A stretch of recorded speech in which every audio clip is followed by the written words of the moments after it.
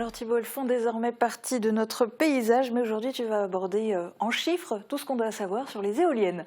Et oui Julia, alors l'énergie éolienne fait maintenant partie des énergies vertes renouvelables les plus connues, mais même si elle existe depuis déjà pas mal de temps, on a toujours des questions à son sujet. Et première question, au niveau chiffres, en France, on en est où avec les parcs éoliens ?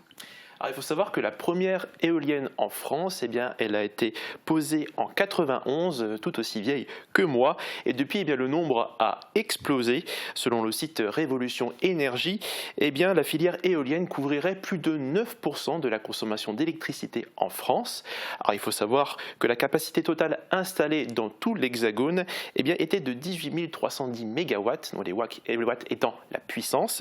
Donc ça, c'était des chiffres en date du 30 juin 2021 et selon toujours le site Révolution Énergie, elle devrait atteindre 33 000 MW en 2028. Il faut savoir que la région Grand Est est seconde en matière d'énergie éolienne. Donc on a l'habitude d'en voir, mais finalement, même si on s'y est habitué, que c'est un peu rentré dans les mœurs, on ne sait pas forcément tout et notamment comment ça fonctionne. Oui, alors lorsqu'on entend énergie éolienne, forcément c'est par la force du vent, mais on ne sait pas forcément ce qui se passe à l'intérieur de l'éolienne. Alors qu'est-ce que tu vois à l'extérieur, Julia? Qu'est-ce qu'on voit à l'extérieur? On voit les trois pales, les fameuses trois pales de l'éolienne qui sont rassemblées au milieu par un rotor. Et donc le vent va faire tourner ce rotor au milieu. Et juste derrière les pales, vous voyez une petite partie de la structure en rectangle qui s'appelle la nacelle. Et à l'intérieur, il y a un axe qui va tourner et faire fonctionner un alternateur qui va produire de l'électricité. Alors pourquoi on installe les éoliennes en hauteur et pourquoi elles sont hautes? Tout simplement parce que la force du vent est beaucoup plus forte en hauteur. Les mâts des éoliennes peuvent atteindre 10 jusqu'à 100 mètres. Et que devient l'électricité produite? L'électricité produite va descendre tout le long du mât jusqu'à une armoire électrique en bas qui est couplée au réseau électrique.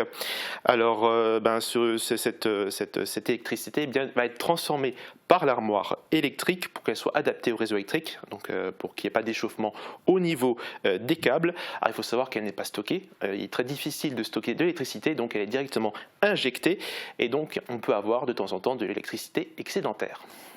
Alors, est-ce que c'est à cause de ça? Parce que parfois, on a l'occasion de constater que même s'il y a du vent, les éoliennes sont à l'arrêt. Oui, alors il y a plusieurs raisons à cela. Alors déjà, pour commencer, une éolienne a besoin d'un vent minimum de 15 km/h pour pouvoir tourner. Et à l'inverse, pour des raisons de sécurité, pour ne pas endommager les pales, l'éolienne arrête de fonctionner à partir de 90 km/h. Alors après, il peut s'agir de maintenance ou de réparation sur l'éolienne ou le réseau électrique. Dans ce cas, les pales ne tournent pas. Et il faut aussi savoir, dans un même parc éolien, donc tu as plusieurs éoliennes, elles sont toutes indépendantes, mais le vent ne souffle pas de la même façon partout au niveau du parc. Donc il y a des éoliennes qui peuvent être plus en creux, d'autres qui sont derrière d'autres éoliennes, il y a des obstacles, donc les éoliennes ne tournent pas à la même vitesse. C'est bien parce que du coup ça nous permet de mieux comprendre tout ça. Autre question, avec toute cette électricité produite, ou l'électricité d'une éolienne par exemple, on peut alimenter combien de foyers? Alors les éoliennes tournent selon EDF plus de 80% du temps toute l'année, à des vitesses variables et bien sûr en fonction de la puissance du vent. Un parc éolien, pour exemple, de 4 à 6 éoliennes, couvrirait le besoin en électricité de 12 000 personnes. À titre comparatif, c'est le double de la population du Beach ou un peu plus de la moitié de celle de Sarreguemines. Alors justement, puisque tu parles de notre secteur, dans l'arrondissement de Sarreguemines, il y a combien d'éoliennes?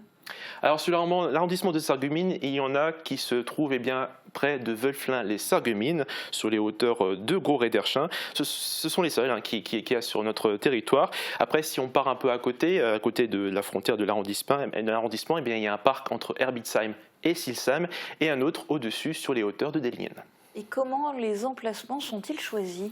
Alors, tout dépend de la végétation, du relief, des éventuels impacts sonores et visuels qui sont également pris en compte et de la proximité du réseau électrique. Je suppose qu'il y a aussi une réglementation. En France, il y a toujours des réglementations. Oui. Et il y a une grosse réglementation pour les gros parcs éoliens parce qu'ils sont soumis au code de 3 codes différents, le code de l'environnement, le code de l'urbanisme et le code de l'énergie. Je ne vais pas détailler parce que c'est un peu compliqué.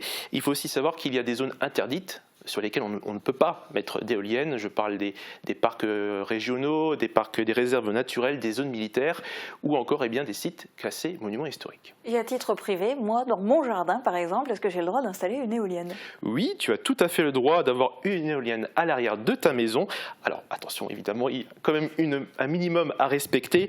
Alors une éolienne domestique de moins de 12 mètres de haut peut être implantée sur votre terrain sans autorisation préalable. Vous n'avez pas besoin de permis de construire. Par contre, si vous êtes plus ambitieux, si vous visez plus haut, donc entre 12 et 50 mètres, vous êtes obligé d'avoir un permis de construire et vous devez également faire une déclaration au titre des installations classées par la protection de l'environnement ICPE. Alors l'électricité, soit vous pouvez la consommer pour vous ou vous pouvez la revendre par contrat à un distributeur. Donc quoi qu'il arrive, c'est bénéfique, il faut juste faire tout ça.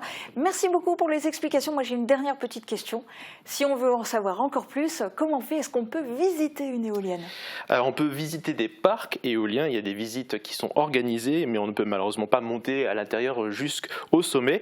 Par contre, si vous êtes très curieux, sur le site d'Engie, vous avez droit à une visite virtuelle de l'intérieur d'une éolienne.